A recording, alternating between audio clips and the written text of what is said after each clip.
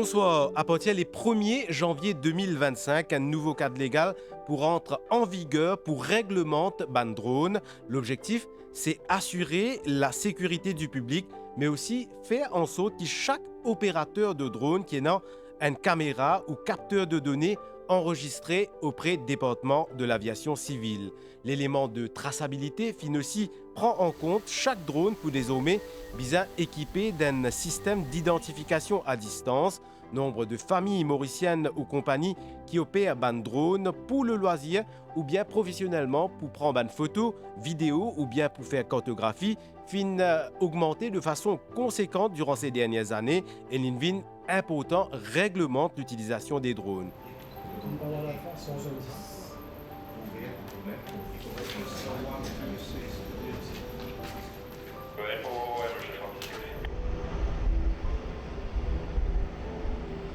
Toute bonne personne qui a un drone, donc vous avez enregistré le drone avec le département de l'aviation civile.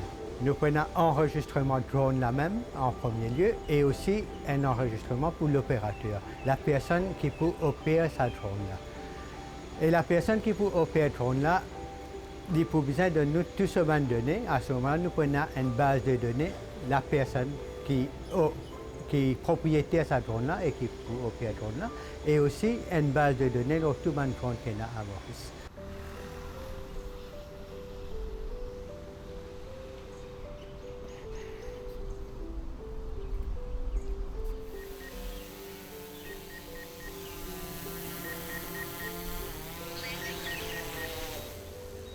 La réglementation des drones existait depuis 2016.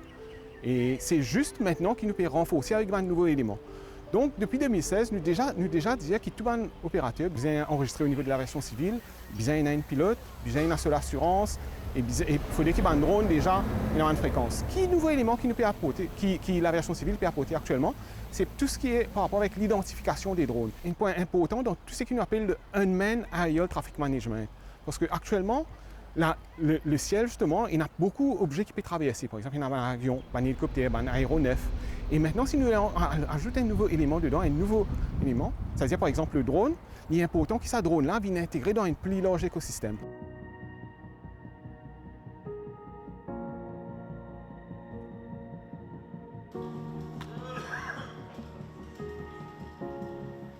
Autre chose, c'est l'utilisation de drone. Toute personne qui a envie d'utiliser le drone, surtout pour une activité commerciale, vous avez une demande, une autorisation au département de l'aviation civile. Et en troisième lieu, nous pouvons prévoir pour donner une licence à un opérateur, plutôt un pilote qui peut piloter ce drone là. La loi prévoit enregistrement de tout drone, mais nous avons une exception. Un drone qui est moins que 250 grammes, et qui est une personne inassemblée lui-même, c'est-à-dire l'inastelée et l'inassemblée. Ça drone-là, nous pas besoin d'enregistrer, mais nous pas besoin d'enregistrer si en cas il y a une caméra ou un capteur de données. Nous pas besoin aussi d'enregistrer un drone qui peut servir seulement pour récréationnel et loisir. Si une personne a un drone pour lui, ou pour ses enfants, qui peut servir seulement dans ce premises, dans ce cour, et pour récréationnel ou loisir, à ce moment-là, il n'y a pas besoin d'enregistrer avec nous. Nous mettons en place une forme. Déjà, sur le website du département de l'aviation civile, il y a plusieurs formes. Il y a deux formes pour enregistrement, comme on dit initialement. Une forme pour enregistrer le drone lui-même. Quand la personne remplit la forme-là, donne tout le détail technique du drone lui-même, le manufactureur, social number et tout le données le drone-là. Et une deuxième forme pour enregistrer l'opérateur même. Il est bon de reconnaître qu'il y a différentes catégories d'utilisation. C'est qu'il nous appelle une catégorie ouverte, open catégorie, et une spécifiée, c'est specified, et pour ça, nous avons une catégorie qui nous appelle certifiée. Ça, c'est pour un drone un peu plus complexe.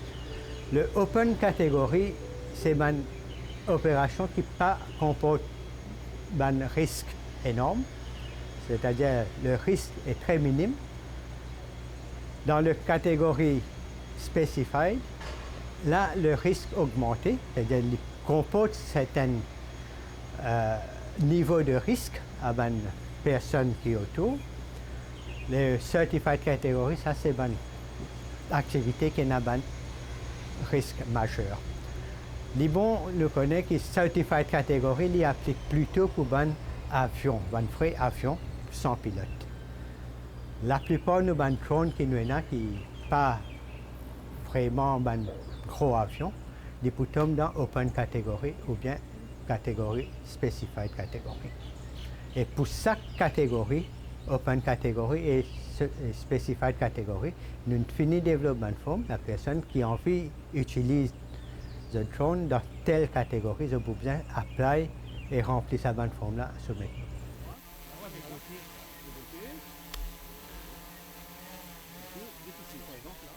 C'est du monde qui a un petit drone de 250 grammes. Il n'est pas pour capable de faire un drone de 25 kg ou 20 kg ou 15 kg. Il demande différents niveaux de compétences. Alors, nous classifions plus ou moins les compétences. Nous gagnons un certificate of competency, comment dire, en général, pour drone. N'importe qui drone est capable d'opérer pour faire une petite activité. Mais du moment où on a envie de faire une activité, comme on dit ailleurs, nous avons ouvert, et spécifique et certifié. Mais du moment où on fait des affaires certifiées, il devient un peu complexe. Puis l'autre là, il a besoin de démontrer l'autorité qui a sa compétence. Vous voulez dire qu'il est final dans l'école appropriée, il fait une information appropriée, et quelqu'un finit, comme je dirais, recommandé avec l'autorité qui sait monsieur là maintenant, il est capable de faire une activité spécifique parce qu'il fait ce théorie et ce pratique. En fait, tout d'abord, nous avons un permis par rapport avec le drone lui-même. Ça veut dire que le drone est bien certifié au niveau de l'ICTA. Ça veut dire que tout un drone, il a ce qu'on appelle la télémétrie. Ça veut dire que nous avons deux parties dans un drone. Nous avons le ground control system, ça veut dire tout ce qu'il a l'opérateur, le pilote, il a dans la main. Et puis nous avons le drone qui peut décoller, qui peut aller. Donc nous assurons que toute cette fréquence-là est réglementée par l'ICTA et qu'il est conforme à toute une fréquence qui nous peut servir pour un drone. Ça, c'est la première des choses. Deuxièmement, nous devons enregistrer en tant qu'opérateur au niveau de l'aviation civile. Donc, nous avons un manuel d'opération qui nous besoin soumettre à l'aviation civile.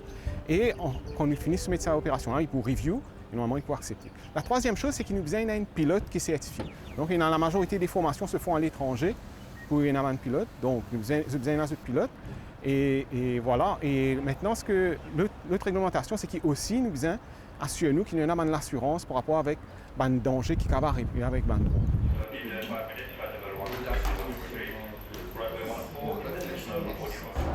Ok, tout le monde dit qui a un drone, qui a envie d'opérer ce drone, ils ont besoin d'une formation appropriée. Et sa formation appropriée, pour le moment, nous peine à aller à Maurice. La plupart des personnes suivent le cours soit online, soit à l'extérieur. La loi qui nous va venir, la loi, il fait aussi provision pour qu'il nous capable d'approuver un centre de formation à Maurice. Alors nous pouvons attendre avec la loi, nous prenons un centre de formation à Maurice même pour qu'il y ait une personne qui a envie d'opérer un drone, il est capable de suivre pour là à Maurice même.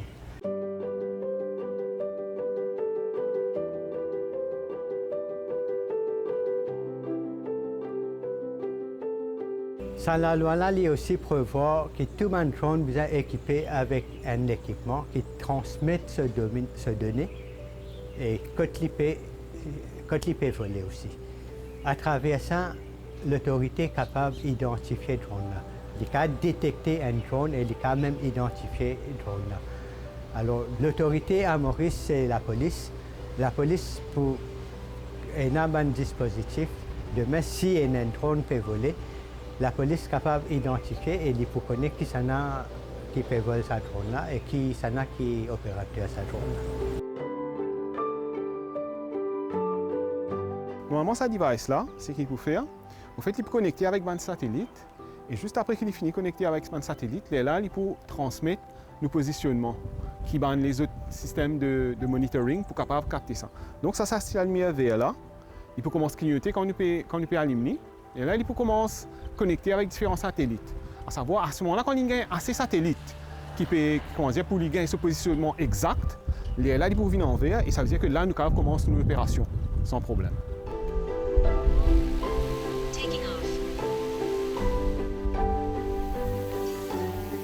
Le drone PAC 1 rentre dans une zone qui nous appelle restricted ou prohibited.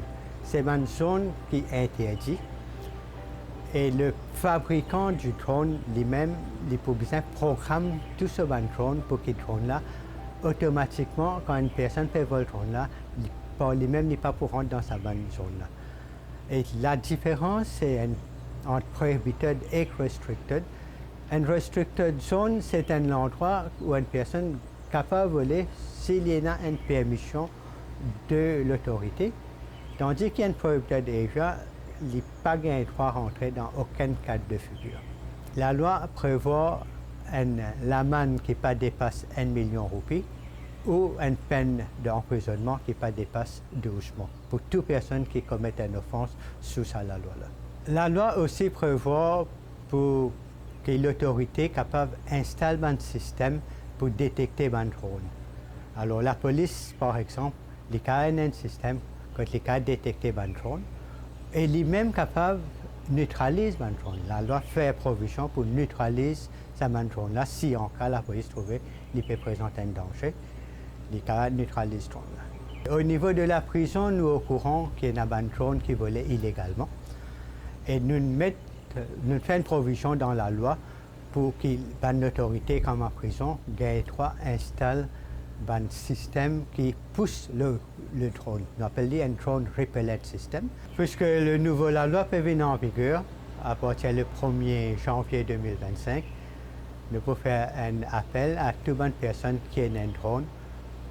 Allons sur notre website, download le forme pour enregistrer le drone et enregistrer le même et soumettre-le au département de l'aviation civile. Nous pouvons traiter et nous pouvons donner un registration number qui est unique pour chaque drone et chaque opérateur. Il est important pour qu'ils restent dans la loi et qu'ils ne pas comme s'ils commettent une offense sous la loi.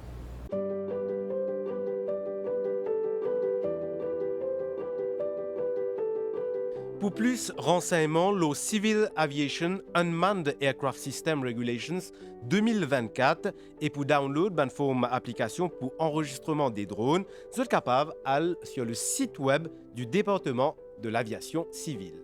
Merci pour votre attention.